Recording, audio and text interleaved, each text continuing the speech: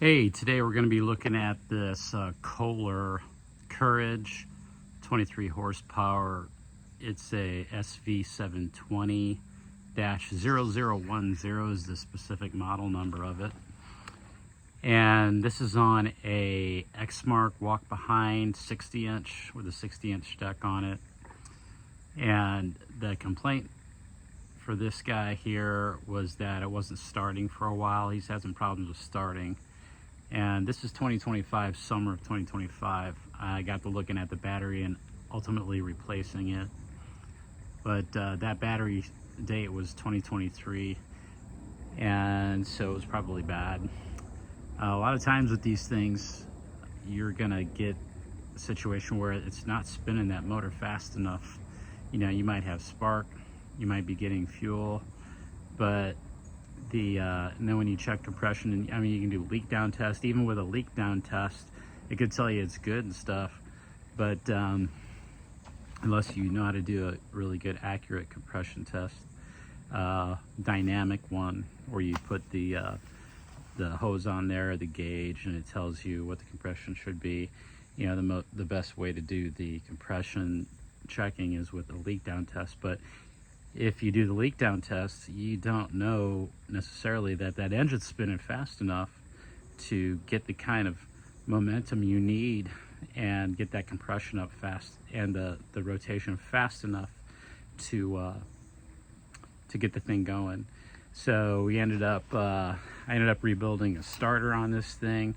These Kohlers, they have 3 generations of starters. He had, I think, the 2nd generation on there. And I think we put the 2nd generation one back on there. After I rebuilt the first one, he said it was doing it again. But the battery charging system is charging, and it kept charging the battery up, and statically you could check the voltage, and you know, it would say it's over 12 volts, but I think when you went to crank it, it wasn't giving it enough juice to really get the thing spinning the way it used to. So it probably had a cell or two going bad inside of there, and ultimately I took it into like an O'Reilly or AutoZone or something, and that's what they said it was. It was a bad battery right away, you know, as soon as they hooked it up. So that might have kept us from doing a lot of things that having to do a lot of things that I did. When people call and they want me to work on their machines, you know, especially the battery start ones, and they're having problems with starting or anything, you know, that's even remotely electrical, I just tell them, hey, you know, before I come over, you could do yourself a big favor. It's gonna save you a lot of money if I have to do it. Just take your battery out. It's 2 little bolts, 2 little nuts. If you can take it out, usually these are so easy to remove. And just take it to an AutoZone, take it to an O'Reilly, take it to an Advanced Auto Parts, and just have them test it. And since they sell batteries there, I just ask them to charge it, and then I come and pick it up the next day. And when I go to pick it up, they're going to tell me right away if it's a bad battery. But if they try to give it back to me, I'm going to have them test it right there after they have charged it fully.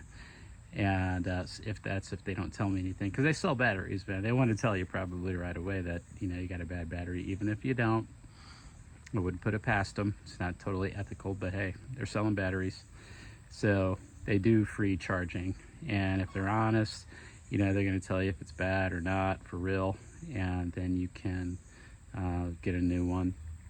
So anyways, now we got issues with this Kohler 23 horsepower here, where since we got the new starter on there, and I put new coils on the thing. I got a new carburetor for it. Really, the only thing with the new carburetor is because the backfire solenoid, the anti-backfire solenoid failed, and I cut it off a couple of years ago. And I instructed the owner here to just make sure to turn off the fuel shut-off valve just in case, you know, so fuel doesn't flow, you know, into the engine freely. And I was thinking that, you know, with that fuel solenoid anti-backfire nipple cut off, and you can just cut that thing off, and you don't have to worry about it working or not. The fuel's going to flow to the carburetor, flow pool, all the time, if it's gravity fed or if the engine's cranking, if it's a pulse pump, fuel pump. Now, we got a new carburetor on there. I got an Amazon special on there now, and when I'm engaging, it's kind of hot out here. It's like 85. And low humidity. Shouldn't be sweating, but I'm standing in the sun. So, got a new carburetor on there, and got the coils.